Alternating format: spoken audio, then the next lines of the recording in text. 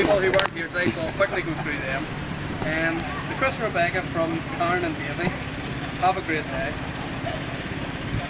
Do they know who can be here? Sorry we can't be with you. Hope all's going well. Good luck, love from Brian Audrey Glenn. Sorry, mate. To Beck and Chris from Auntie Irene. Oh. Okay. Love Auntie Irene. On behalf of myself and the bridesmaids, I'd like to thank Chris and Beck for inviting us to be part of your wedding party today and be here today. We told to keep this speech quite short as well, so I'll try my best. First of all, I'd like to thank you all for coming here today and making this day as special as possible for Chris and Becks. I think we can all agree that they chose a very beautiful place. I'm especially glad to be here to witness the happiest day of my brother's life. That age-old question we've always had, which of us would look better in a skirt? Not really a skirt, I know it's a skirt. I'd also like to thank for finally recognising which of the two of us truly is the best man.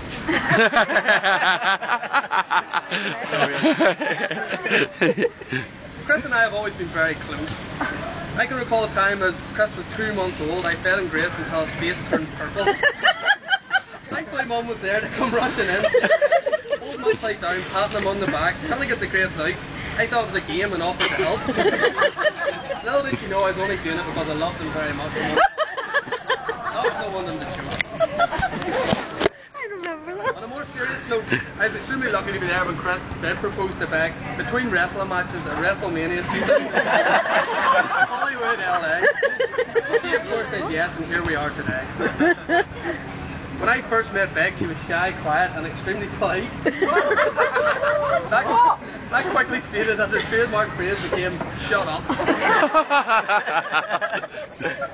We always knew she said it with love and affection. She also quickly became used to the craziness of the Caldwell family, and now she's one of us, without losing her own roots in Scotland. Her family also welcomed us with open arms when we all met for the first time in our growth, and they introduced us to a world of barbecue chewy cheese. A world we never knew existed, and for that alone we must thank you. I found out this week it came from here. There we go. Full circle. As I travelled to Dundee to begin my university life, their relationship grew, and at 17, Chris told her mum he was coming to visit me in Scotland, but I see very little of him those weekends and spent most of his time with his wife to be. A year on, Chris moved to Dundee with the intention of studying something, anything, just to be close to Beck.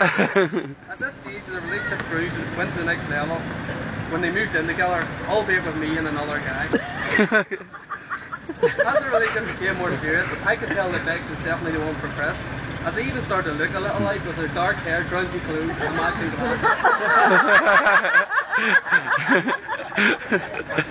Honestly, without these two in Dundee, I would have been extremely lonely and homesick. I never felt like I was losing a brother, but always felt like I was gaining a sister, who I love very much. Welcome to the family property, Mrs. Rebecca. So not used to call her Rebecca. So much.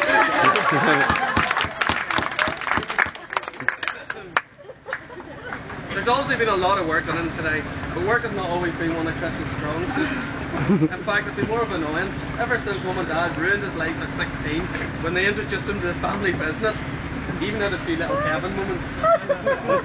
In Dundee, work got in the way of his partying and his studying, but he managed to combine the two when he got jobs serving drinks and occasionally DJing in the union. He did, however, take another career path when he got a job in a call centre for a short spell.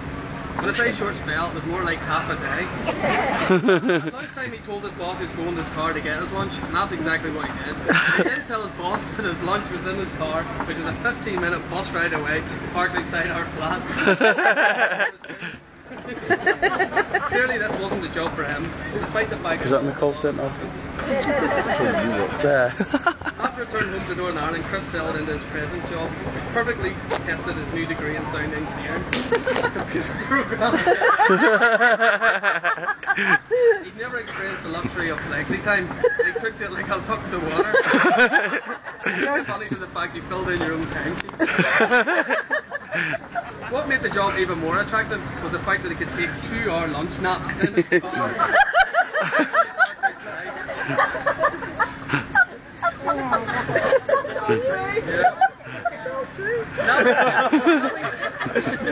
Having any chance of being a love that Chris and Beck have always shared.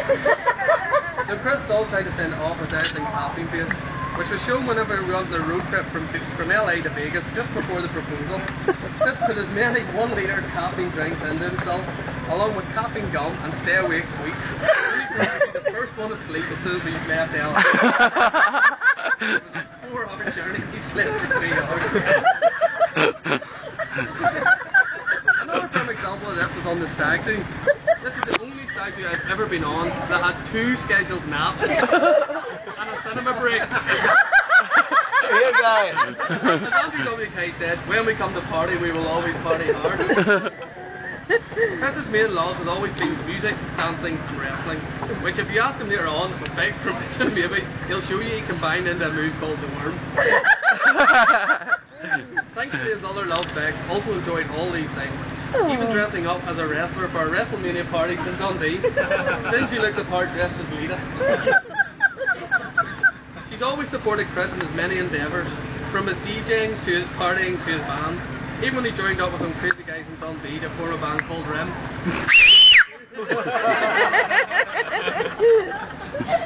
We all have embarrassing pasts and many stories which shouldn't be told. And with this, the thought that Chris is doing mine next year, I'll maybe leave it there. Well, maybe one more story. Despite his excellent taste in music today, apparently, not many people know that Chris's first concert was a Take That one.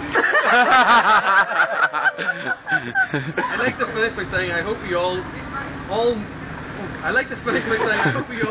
do as I do that these two were perfectly made for each other. Someone once said, marriage is not about finding that person you can live with, but finding that person you can't live without. So if you'll all join me in raising your glasses and wishing a lifetime of love and happiness to the bride and groom, Mr. and Mrs. Christopher Caldwell. Cheers. Thank you very much. Oh, it was a really good speech.